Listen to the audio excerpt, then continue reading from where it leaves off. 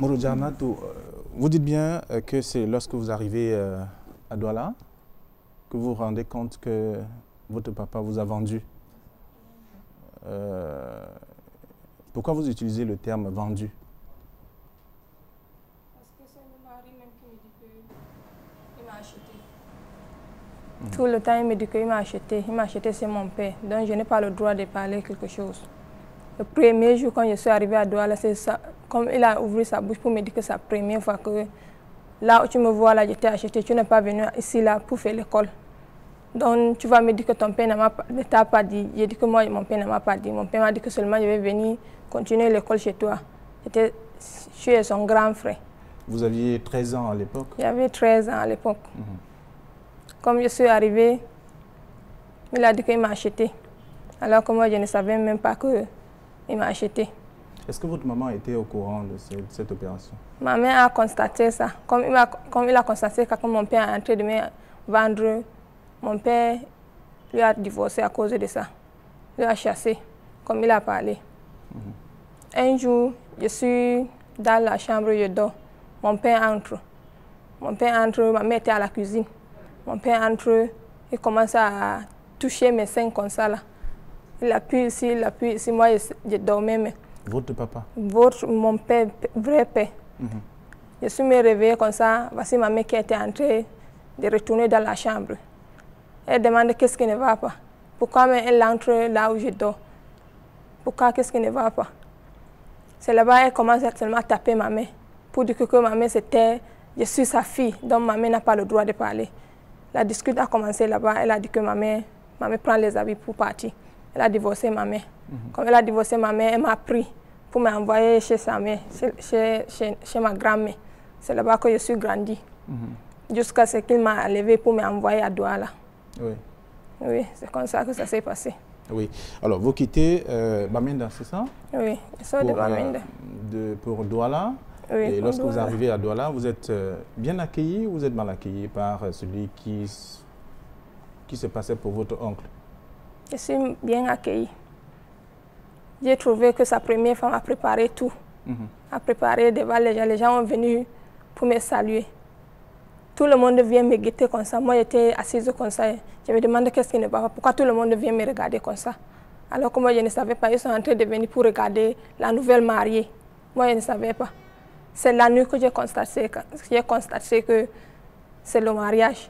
Mon père m'a vendu. Comment ça? Racontez-nous, à quel moment? La nuit, le truc qui se passe pour mon oncle, il est entré dans la chambre. Quand il est entré dans la chambre, pour me saluer, j'ai vu, il a tourné, il a fermé la chambre avec la clé. J'étais assise sur le lit. Il vient, il s'assoit à côté de moi comme ça. Là. J'ai dit que je lui salue. Il répond. Il commence à m'embrasser comme ça. Là. J'ai dit que qu'est-ce qui ne va pas? C'est quoi? Tu es mon oncle, tu es le grand frère de mon père. Qu'est-ce qui ne va pas? Pour comme j'ai fini ça, il m'a donné le chiffre. Qu'est-ce que je raconte là? Qu'est-ce que je raconte? Donc tout son argent qu'il a donné à mon père là. Donc je vais dire que maintenant je vais refuser. Il a commencé à me bousculer comme ça, j'ai refusé. Il a appelé sa première femme pour venir m'arrêter. Sa première femme est entrée là. On a d'abord pris un tissu, on a attaché ma bouche par derrière. Sa femme a écarté mes pieds. Il a monté sur moi. Et c'était mon premier jour de voir mon saignement. Je ne savais même pas que les femmes saignent. C'était ma première fois, le jour que je suis quittée à Oum pour arriver à Douala. C'est le jour-là que j'ai vu mon saignement. J'avais même peur. Je pensais que moi, qu'est-ce qui m'est arrivé? Je suis malade ou c'est quoi? Je ne sens rien. Je ne sens pas la douleur. Mais je vois seulement le sang sortir sur moi. J'arrive alors que c'était la maladie des femmes. Je ne savais pas.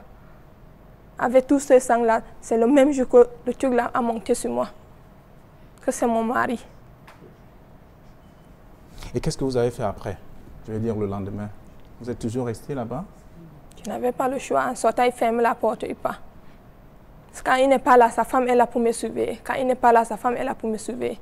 Depuis toutes ces années-là, je fuis. Souvent, quand il sort, il part au travail, je fuis. Sa femme m'arrête pour me ramener. Donc, il est complice avec sa femme, il travaille avec sa femme. Je ne peux pas bouger. Quand je parle à sa femme, qu'est-ce qui ne va pas? Pourquoi tu me fais ça?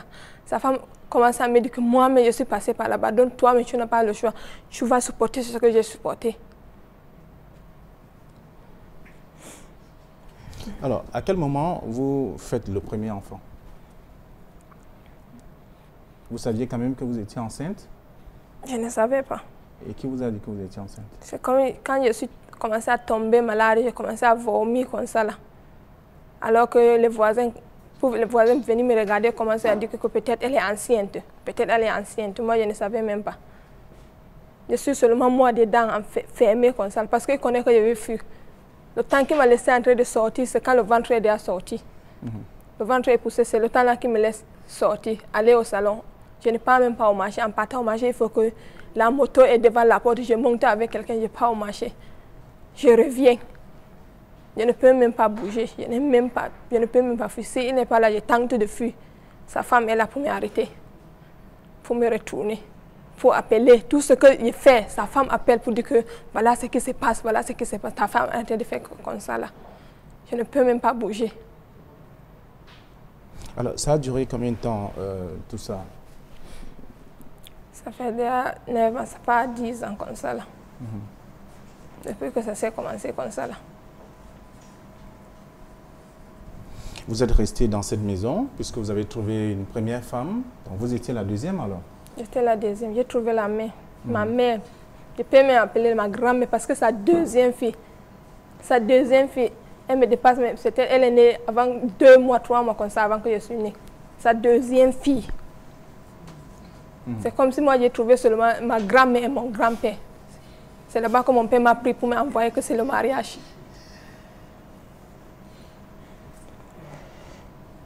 Alors, vous dites que ce n'était pas un séjour tranquille pour vous parce que vous sortez simplement lorsque vous êtes enceinte. Ça, c'est pour la première grossesse. Et quand vous arrivez à l'hôpital, donc, vous avez quand même pu suivre les premières visites, les visites prénatales. Il ne m'a même pas à l'hôpital jusqu'à ce que la grossesse fait 7 mois comme ça là. Il va rester 2 mois que j'ai accouché avant qu'il m'a mis à l'hôpital. Quand j'arrive là-bas, le docteur commence à demander, tu es venu ici là pour accoucher, regarde le ventre et c'est maintenant que tu commences la visite. C'est comme ça qu'il me fait. Tous les grossesses là, c'est comme ça. Il commence la visite à 7e mois. Et l'enfant est né en bonne santé? L'enfant est né, oui. Le deuxième là, avec le troisième là, ils sont nés à la mission catholique de Bonabéry. C'est là-bas que je les ai accouchés. J'ai accouché le deuxième. On me demande j'ai quel âge. J'ai dit que j'ai 19 ans, ça part à 20 ans. Le docteur commence à demander que j'ai combien d'enfants. J'ai dit que voici mon deuxième garçon. Ils étaient surpris jusqu'à ne pas parler. Le troisième, encore, je suis revenue. Le jour que j'ai accouché le troisième enfant, le docteur a appelé le truc là. Il a fui. Ils ont dit que je donne le numéro de ma mère ou mon père. Ma mère ne vit pas ou mon père ne vit pas. Qu'est-ce qui ne va pas? Qu'est-ce qui ne va pas? Pourquoi j'accouche comme ça, comme un poule comme ça là? Il a fui. Sa femme a sorti pour l'appeler. Sa femme a dit que le docteur te cherche, il faut fuir. Il a fui pour rentrer à la maison. Alors, quand vous revenez de l'hôpital avec le premier bébé, vous avez accouché 1 semaine après, 2 semaines après. La vie est comment à la maison? Une semaine, ça recommence. Qu'est-ce qui recommence? Ce qu'il me fait là. Quoi? L'amour qu'il me fait là avec le sang, c'est ça qui recommence. Parce que lui, il ne fait pas l'amour quand je ne saigne pas. C'est le temps que je saigne, c'est le temps là que lui, il veut faire l'amour avec moi. S'il trouve que je ne saigne pas, il va faire n'importe comment. Il va chercher tout l'art pour que le saignement sorte avant qu'il me couche. Si le saignement ne sort pas, il va prendre la lampe pour couper mon ventre. Pour que le sang sorte. Il prend le sang là, il me essuie d'abord avant qu'il monte sur moi. Il est toujours comme ça. C'est ce qu'il faisait durant toutes ces années? Exactement. Exactement, il a fait ça. Et comme il m'a fait même l'acte de mariage, là, c'est devenu encore plus grave. Là où il était, il a quitté là-bas. Là où on fait l'amour avec la femme normalement, il a quitté là-bas. Depuis qu'il m'a fait l'acte de mariage, il me tourne que par derrière. Souvent même, je dors comme ça, je ne connais pas, je comprends comment il est seulement monté sur moi. Jusqu'à souvent même, je perds la connaissance, je ne connais même pas là où je suis. C'est en se levant que je comprends, il est en train de me verser l'eau sur le lit. Depuis qu'il m'a fait acte de mariage, c'est comme ça qu'il me fait. Quand il parle, il va m'amener chez les human rights. on va me bien taper là-bas parce qu'il m'a maintenant jeté que 2 fois. Avec l'acte de mariage là, je n'ai pas le droit de lui empêcher mon corps, même si c'est dans la journée, même si c'est sur la route, il me trouve. Il a le droit sur moi pour faire l'amour avec moi.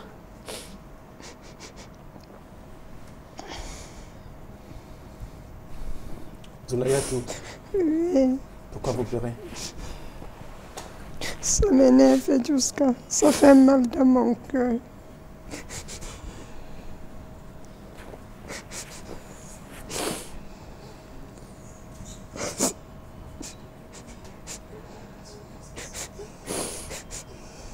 Est-ce que vous êtes allé voir son mari? Vous lui avez posé la question? Pourquoi il fait tout ça? Va chercher ça, il va venir.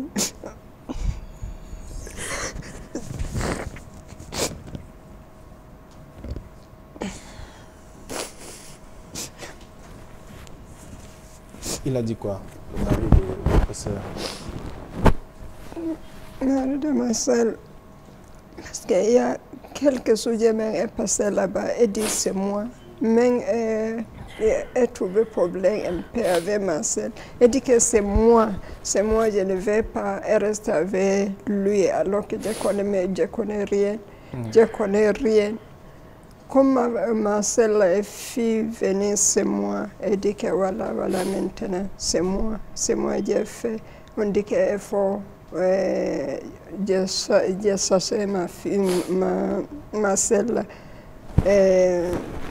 Petit frère de mon père, et dit que je cherche ma sœur. Peut-être pas. Elle laissé ça est parti. Et elle